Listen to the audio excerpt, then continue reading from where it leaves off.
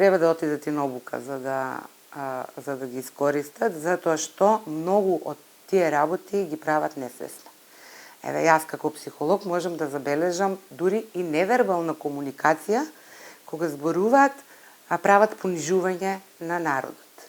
Ама го прават тоа несвесно, затоа што и тие самите веќе се антагонизми. Нивниот начин на размислување, за да можат да бидат први, треба другиот да биде исцрнет, да му се залепат лепенки, нели, да се оцрни, да се негира, да е неважечки. Тоа ќе биде обука, тоа ќе биде големо освестување, но еве за мене постои надеж доколку стануваме се посвесни и посвесни.